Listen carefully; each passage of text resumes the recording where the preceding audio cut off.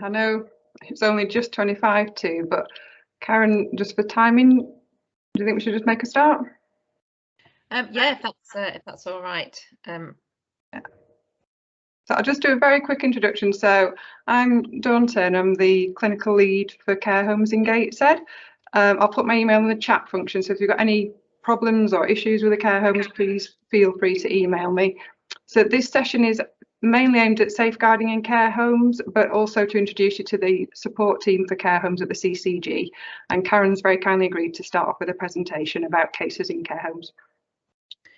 Okay, hello everyone. So I'm Karen Hutchinson, the named GP for adult safeguarding for the CCG, and I'm just going to deliver the forensic aspects of adult safeguarding talk that I delivered in June as one of our lunchtime learning segments. So this 20-minute section is actually available on GP TeamNet under our lunchtime learning with the original recording. So I'll just kick off. If you've got questions along the way, feel free to shout them out because I can't see the chat, and I've got to leave at 3, but I'll come back for the end of the session if there's questions at the end, if that's better, if that works better for everybody. Okay, so I always like to start off with a question to get everyone sort of thinking. So why should we bother talking about forensic aspects of adult safeguarding? So I've got 3 people below, and I want to know who the least vulnerable is.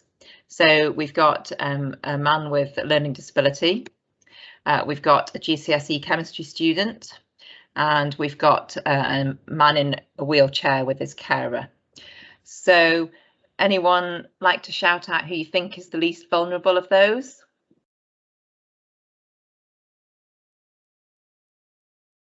I think they're all vulnerable. So yeah, so there's obviously, with all my questions, there's never a right answer. Obviously, they're all potentially vulnerable, but the purpose of this slide is that we might assume that children are inherently the most vulnerable, but actually, when it comes to forensic aspects of adult safeguarding, some people who are experts in the field do think that there's some age discrimination going on because we don't have a service for forensic assessment of adult injuries, whereas we do for children. So the aims of this session is really the first steps of trying to recognise that adults suffer physical abuse and sexual abuse as well as children. And first of all, we need to be able to recognise it and highlight that these people, excuse me, need some kind of assessment. So our aim really is to sort of get you thinking about when to think of potential physical or sexual abuse, and then actually what to do once you've thought about it. So we're going to look at how you document things and referral pathways or the absence of them. And how we're going to do that is we're going to discuss 2 cases where forensic assessment should have been included in the safeguarding response. So these are real cases. One is slightly adapted to preserve anonymity and the other is a reported safeguarding adult review. And then we're going to discuss how to access the appropriate forensic response and who should do what. So as always with the sessions that I deliver, it's for information. Obviously, when you're dealing with actual cases, you'll need to consult the appropriate legislation and your defence union advice if needed. So we'll start with the first case. This is case Adult A, and this is from an East Riding safeguarding adult review. And this case was presented by the named GP who actually was involved in completing the safeguarding adult review.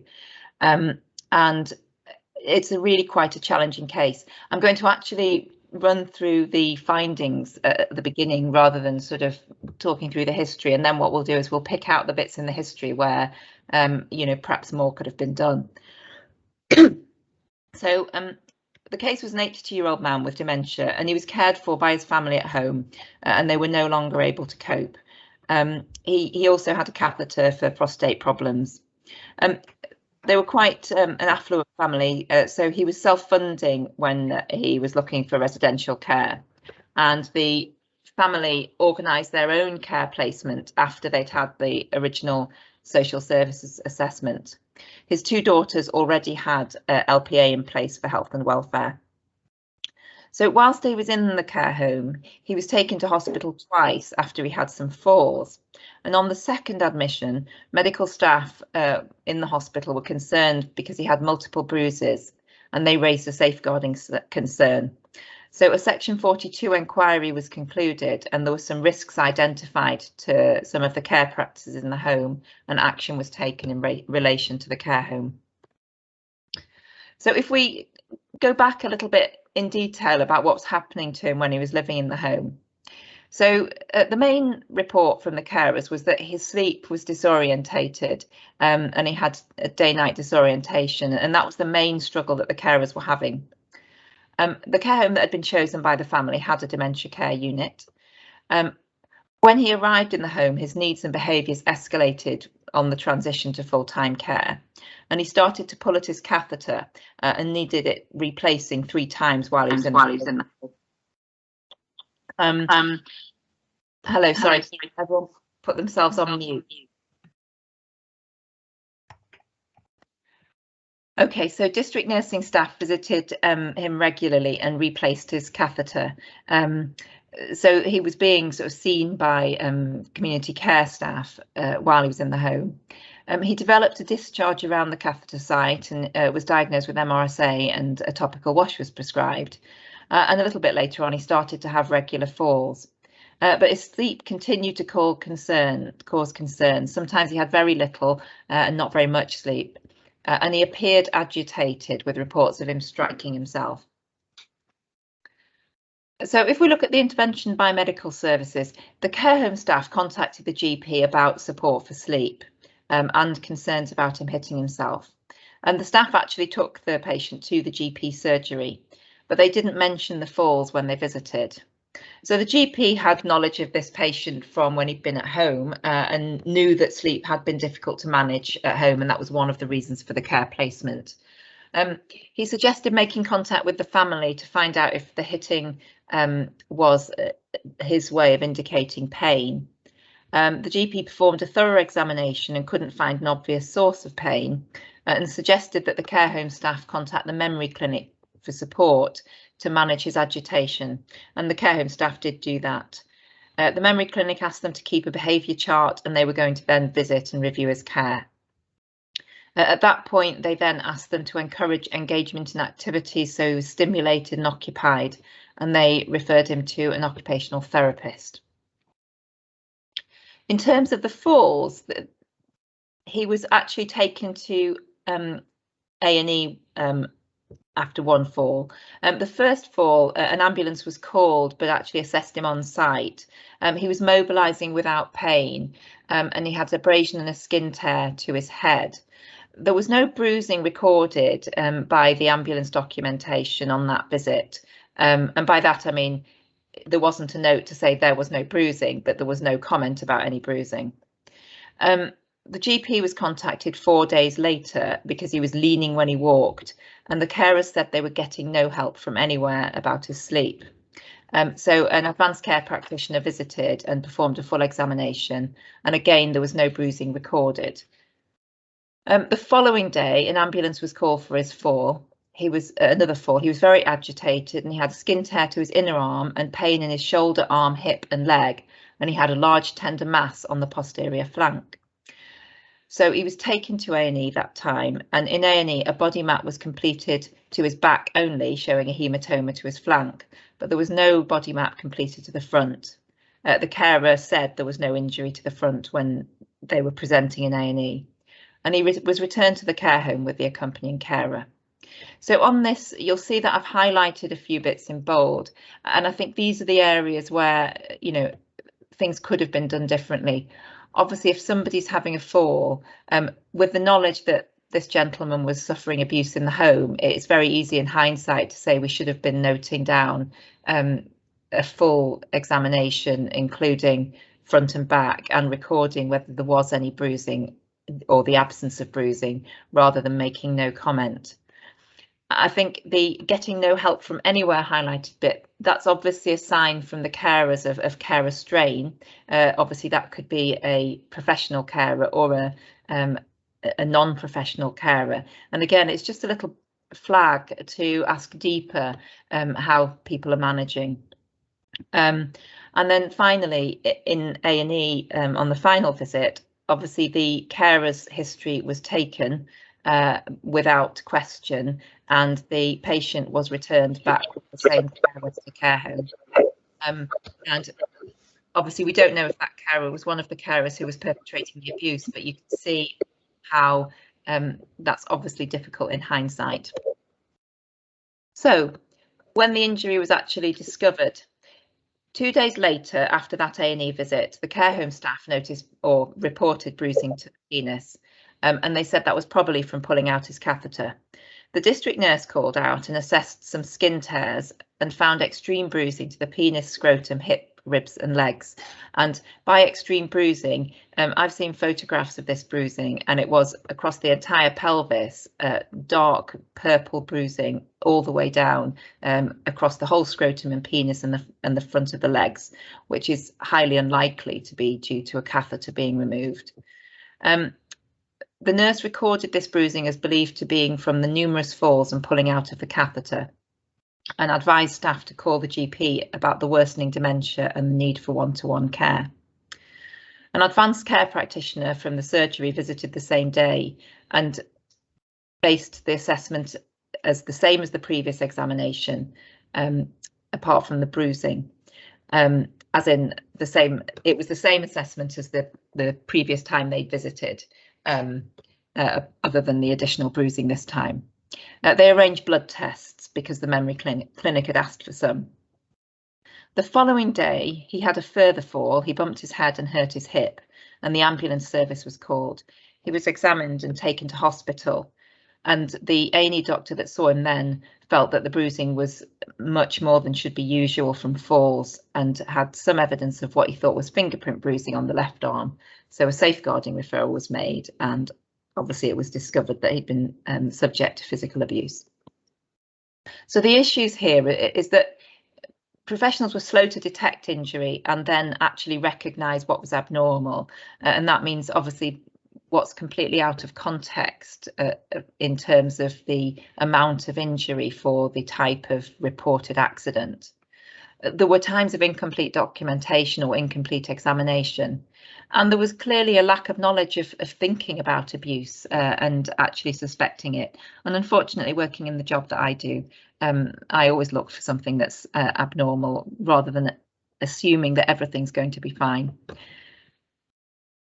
So when should we be considering physical abuse? So we're thinking physical abuse, neglect or institutional. I think the first thing to say is you need to have a lower index of suspicion at the moment, because care homes have been under a lot of pressure. They've obviously been very isolated during the COVID pandemic. A lot of people who would normally go into support have been trying to help remotely, and they've obviously got many more procedures to do because of having to use PPE, and so they are struggling. So some of the factors to look out for: a delayed reporting of problems. Does the history fit the injury? And remember that bruising still needs a force, even if somebody's on anticoagulants. If there's a lack of notes or a lack of completion of notes properly, or staff aren't able to communicate the problem clearly to visiting professionals, and also medication issues. So checking the MAR chart to make sure medication has been administered and given and recorded.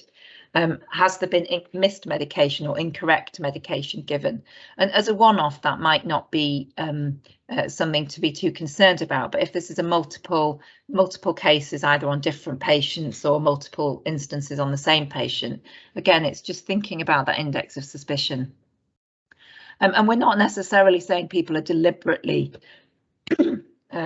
being neglectful, but we do know how much pressure the care homes are under, and often they are suffering staffing issues, and these should be flagged early before we get to safeguarding alerts, rather than waiting until we're in a full safeguarding inquiry.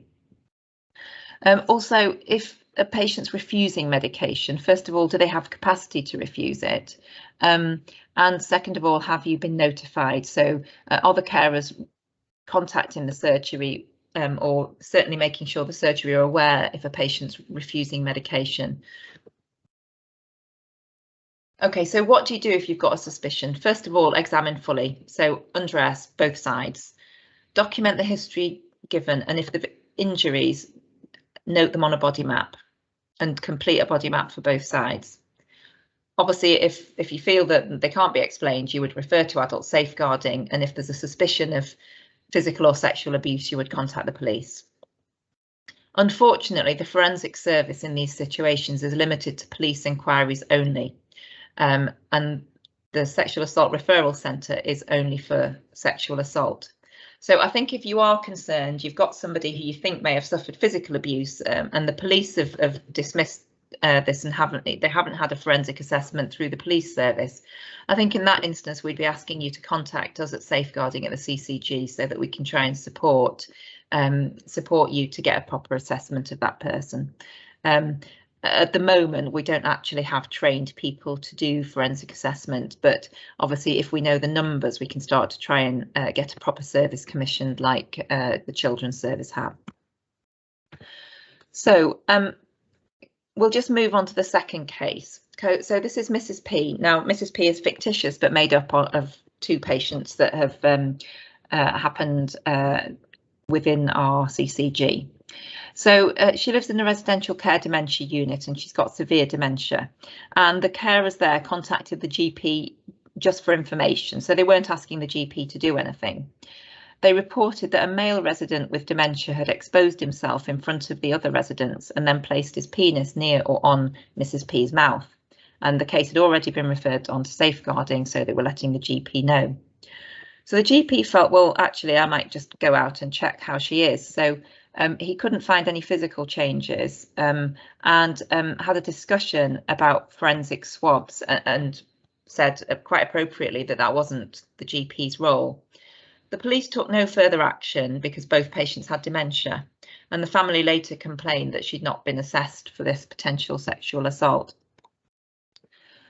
So the main message here is that sexual assault referral centres are available to assess anyone who's experienced a sexual assault, even if no charges are brought by the police.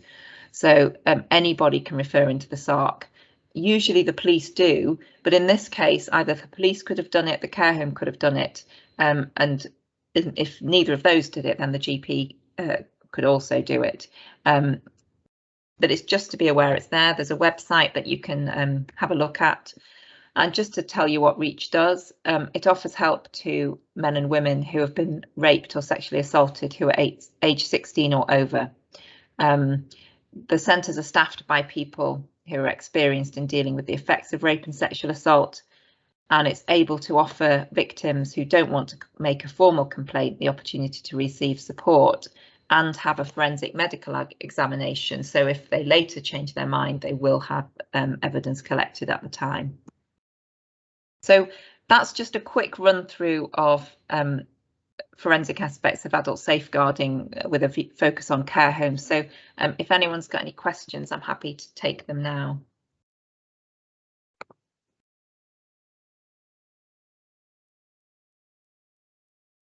No? Okay, well, again, as I say, I'll pop back in later. So if anyone has anything at the end of the call, then I'll be able to answer them later. All right. Well, thanks very much for listening. So thanks, Karen. So just so that everyone's aware, we do have some support from the CCG. So there's Jill Main, who unfortunately couldn't attend today because she's off sick, but she is like a quality lead at the CCG. She used to be one of the link nurses in care homes herself, so she's got a very good understanding of what the ward rounds are like, what care homes are like. If you put a SERMS in against a care home, that will go to Jill, and she'll assess all the SERMS for care homes, and if there's a theme running through, that can then trigger some support from the CCG to go into the care home and see if they need some extra training in certain areas. So if you've got any concerns at all, please, even no matter how minor they are, if you put a SERMS in, that will allow it to then be assessed and see if it needs escalating anyway. At the moment, there's a lot of nurses and paramedics and A&E doctors putting SERMS in and things like that, but there's very few GPs, so we would really appreciate getting some more numbers from GPs as well. Same with safeguarding. So Richard Scott is the safeguarding lead for care homes, and again, we'll accept referrals for any concerns you've got about care homes. But at the moment, it's just that we're not getting much GP referrals. So really appreciate if we could start putting some more in, because there's an awful lot of safeguarding investigations about care homes in Gateshead at the moment. Like Karen said, it's been a really tough year for care homes, and we are starting to see a lot of issues, and we're very keen to try and nip them in the bud. So one of the issues that's coming up quite often, I was going to go on to medication, but Karen, sorry, you got your hand up, Karen. Yeah, it was just because I know Richard can't come. So Gateshead Council, the safeguarding unit there, they are sort of setting up this sort of new unit. I can't remember what they've called it, it's some acronym, but that's to try and capture care homes in the pre-safeguarding space. So it's before it gets to the point of crisis. And their aim is to go in and provide added support. So that's where our SERMs being sort of provided in early will be really helpful, because there is the aim to get quite a supportive aspect of care, not just from a health point of view, but also from the social care side. And you will, as we understand more about how that service operates, you will obviously have that shared with you in Gateshead. Thank you. So yeah, one of the common things that we're coming across is with medication, either with medication errors, medications not being issued or missing. So Lynn has very kindly agreed with TNOS to do a presentation about some of the issues of medication, particularly focusing on covert medication.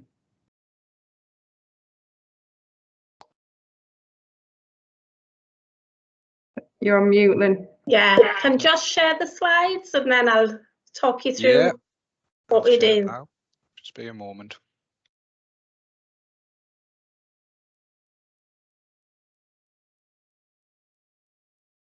Hi, so my name's Lynn Lejeune and I'm the pharmacy technician for Gateshead. So previously I worked in Newcastle and Gateshead care homes, but now all my care homes are Gateshead. So I'm the designated technicians for care homes.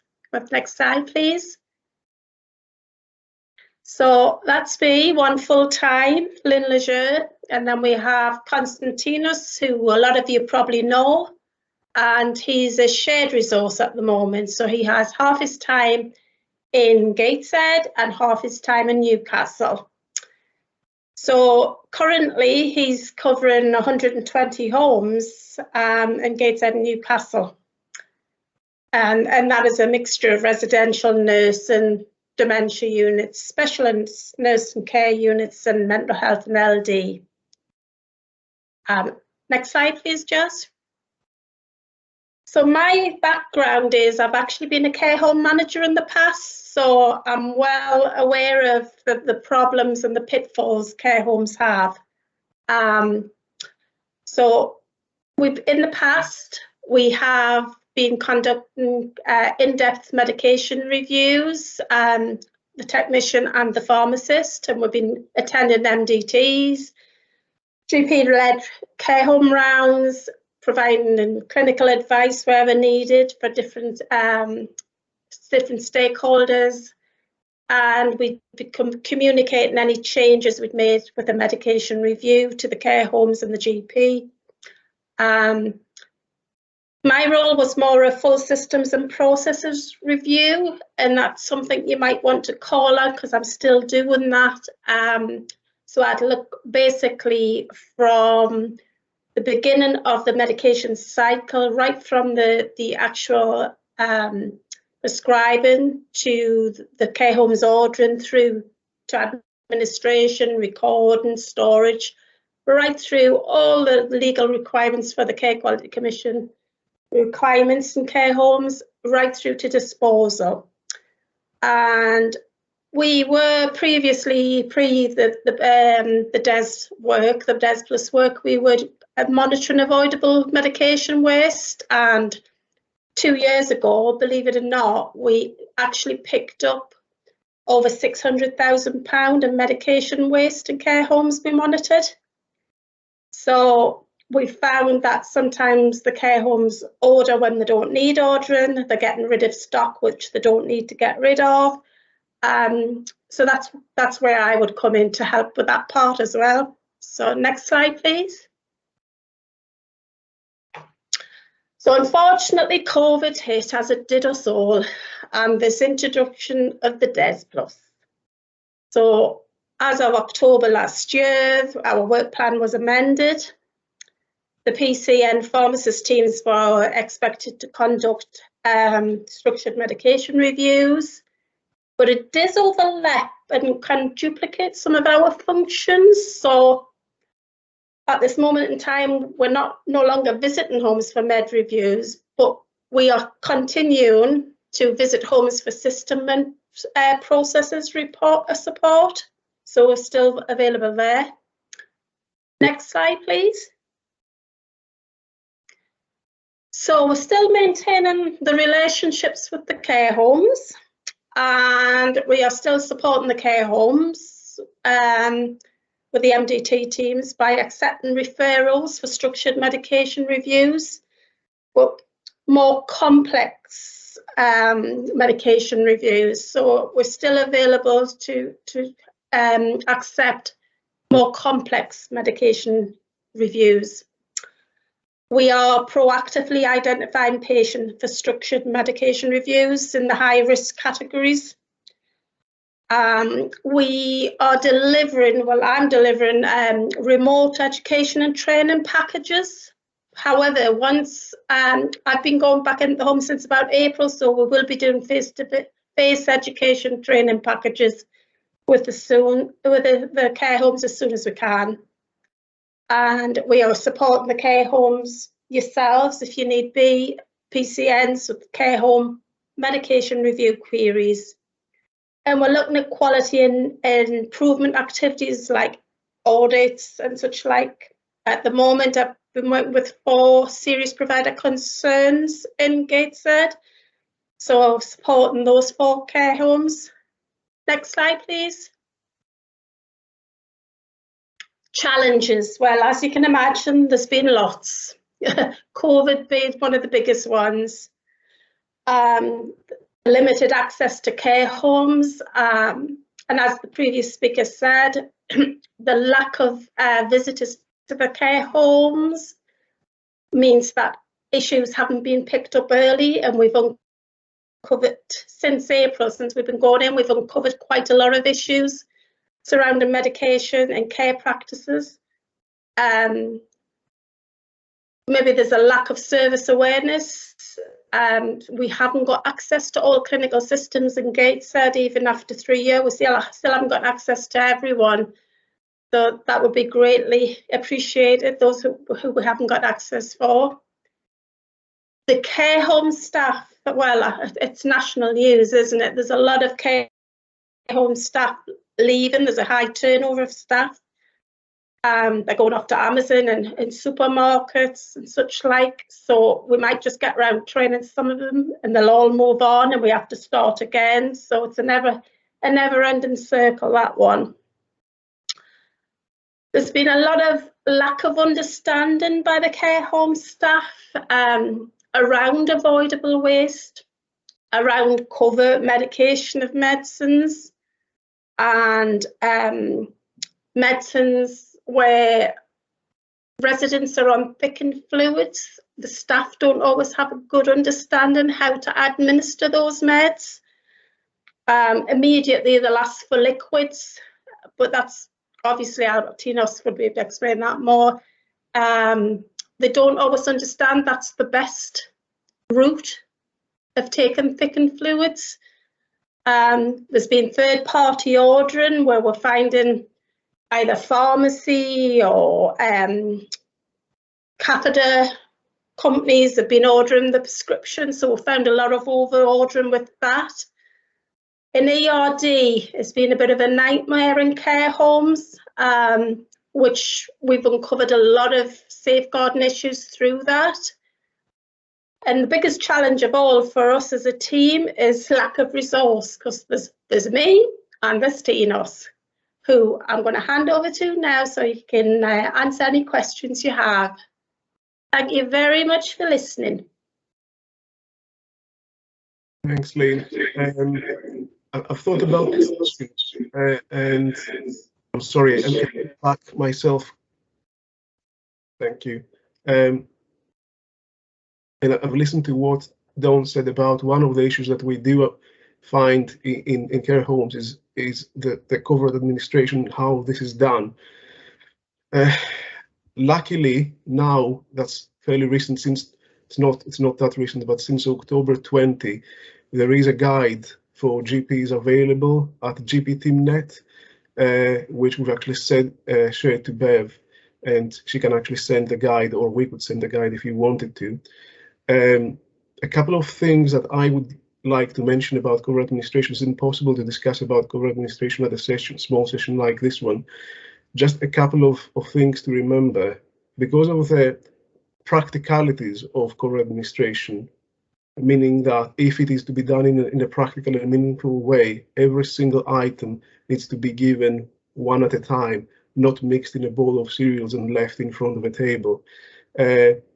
We couldn't possibly give covertly medicines more than 3 or 4 of them. So rationalizing meds and doing extensive medication reviews is really the first and the essential part of the process. Only life-sustaining meds or really crucial meds, meaning meds that if they're not given, that would result in either deterioration of the patient condition or direct patient harm, should be given covertly, and their use should have some robust national guidance supporting them. They need to be given for the benefit of the patient and not the home. They need to be the very last resort and the least restrictive option. Other things should have been tried yet, like different formulations, different timings, different members of staff, even family administering medicines, because sometimes that works as well. And failing that, and after a really thorough medication review, then what's really essential should be considered for covert administration, and again, one at a time. Obviously, we as a team, due to the size of the team, we couldn't really be involved in every single covert administration care plan. We couldn't really promise that for all Gateshead and Newcastle, but we're more than happy to support your PCN pharmacist when a pharmacist advice is required. We can direct them and advise them like we could with you. Does this make sense? Sorry. That's brilliant. Thank you, Tina. Is there anything else on medicines? Is that okay? That's fine. Yeah, lovely. Thank you. And that last, but certainly by no means least, Dr. Maddox. Hello, I better turn my camera on. Just wanted 5 minutes to catch up with you all. I know a lot of you already. For those of you who don't know me, I'm Dr. Helena Maddock. I'm one of the consultant geriatricians at the QE. Nice to meet those of you who don't know me. And I work in the community MDT, which is predominantly for people from care homes, but also sometimes we will discuss own home patients if it's felt that they need some secondary input from one of the geriatricians. It used to be myself and Dr. Crabtree that ran the community geriatric service. Dr. Crabtree has now retired, and my colleague Dr. Filler is working with me in the community, though she only has a limited number of sessions. She has actually had the joy of going to America today, so she is not here to tell you all about it, but I'm sure she's in a better place than I am. So it's just to let you know that we still do the community MDT every week on a Wednesday afternoon. It is attended by the community nurse practitioners that you'll all work with in your care homes, and we are happy to take referrals for anybody that you need a secondary care geriatric opinion from. We are in the process of trying to change our referral form, so at the moment your CNPs usually fill a paper form in that they then email to us with some details, past medical history, etc. And what the nature of the referral is. We'll discuss it at the MDT. We usually pull the notes. I'll do a notes review, and then we kind of give it advice and guidance based input most commonly, but we're also very happy to come and do home visits if that's indicated, though the ability to do that has obviously been somewhat limited by demands in the hospital, and sometimes my clinical sessions get pulled when we're at OPAL level 3 or DEFCON 4 or whatever it is that they call it. But usually I should be available most weeks to do a home visit if that's indicated. Dr. Filler doesn't have a capacity and a timetable to do that, so it is just me. So if you have to wait a while, bear with me, because it's often because I've got annual leave or other clinical commitments, and I apologise for that. The new referral form we're trying to set up with IT. It's going to be stored in Medway, which is a bit like our version of your EMIS. For want of a better joined up digital solution, that's the only thing we can come up with at the moment, and it will involve the nurses filling in a form on Medway that we can then keep as an open document. And what I very much want is a document where we can put a small bit of text every time we discuss the patients at the MDT, because I'm aware that you kind of get secondhand information from your CNPs, which, although that's great, it's not brilliant that we don't get to directly communicate with you. And we're then hoping that a finished document from this kind of multi-level intervention can then be uploaded to EMIS at the end of it all, and it'll look a little bit hopefully like a multidisciplinary letter that you might get from like a cancer MDT, where there's lots of different bits of information and we add a bit on the end every week until eventually it's a discharge letter. So that's what hopefully will be coming in the future.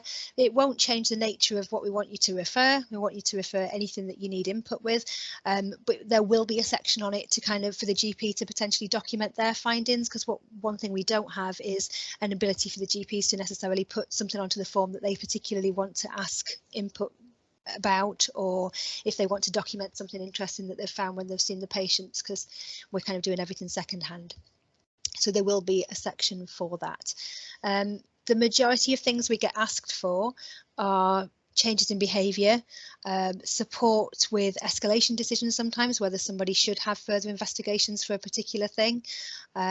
And sometimes it's medication reviews, and a lot of the time it's falls. We're obviously not the falls team, but if a patient is in a care home and they fall, very much expect them to come via the community MDT first. You don't have to go down the falls team route. That should be really reserved for if we think somebody's got something cardiogenic or something that needs a tilt, which the vast majority of our patients don't. And even if they did, they couldn't necessarily tolerate. So if you refer anything, you do all the basics, and you can refer to the community falls team if you just need input with doing a holistic assessment. But if there is somebody who's repeatedly fallen and you need some medical input, that can come via us rather than the doctors in the falls team. And out with the MDT, we've got email addresses. We're happy for you to email us specific questions. If there's anything you don't want to go via the MDT for, we are available for that. But most things can come via the MDT if you need them to. Is there anything that anybody wanted to ask me today? Because I'm aware that I haven't seen a lot of you, particularly not face to face, for a very long time. I'd like to ask, is this available to all of the care homes in the Gateshead area? Because I've never heard of it before. It is, and it's been going since 2012. Okay. So it's a shame that you don't know about it. I mean, I've only been here since August, so it might be related to that. But I've never heard of our community nurse practitioner referring in either, so I'll have a chat to her. Who is your community nurse practitioner out of interest, Anne? Alison AD? Yeah, she hasn't referred for a long time, so you're Dovecote. Yeah. We've had patchy GP cover with Dovecote previously, but yeah, I know, I'm not, that is not by any means an accusation. I know it's been a really difficult place to cover. We are very happy to take referrals from there. We haven't had a lot from Dovecote for quite a while. Alison referred somebody fairly recently, but before that there was a big gap. And it's supposed to be proactive care, I will say that. So please don't wait until everybody's fallen completely apart before you get in touch with us. If you do have a question, please get in touch sooner rather than later, because it is supposed to be proactive care. Sounds good, thank you. Anybody else? Yeah, is there any provision for people under the age of 65? Because the vast majority of the patients at my home are under 65. You're at Chase Park, Kath, aren't you? I'm at Chase Park. You do a very good job at Chase Park. I'm happy to see somebody who has... I'm happy to see people who, apart from their age, are patients who have geriatric care needs, if that makes sense. So I'm a geriatrician. Yeah. There's no point referring somebody to me who has severe learning disabilities or who has neuro rehab needs, because I'm not a neurologist. But if they have young onset dementia, if they have very complex late stage kind of multiple sclerosis, if they have what essentially care home needs, 24-hour care bed bound, but you think that you'd be able to benefit from input from a geriatrician, then the age doesn't matter so much. It's more kind of if they are functionally, physically or psychologically like a patient who I would see in care of the elderly, then that's fine to refer. That's cool, thank you. That's right. Also, there is a small amount of facility to refer own home patients, but they have to be patients who are housebound. I can't see people who could come to some other clinic or some other forms of access in secondary care because we just don't have the provision for that. But if you have got somebody who, apart from their QDS care package and very loving relatives, would be in a care home and they can't get out the house, I'm happy to see people like that as well. That's not a problem.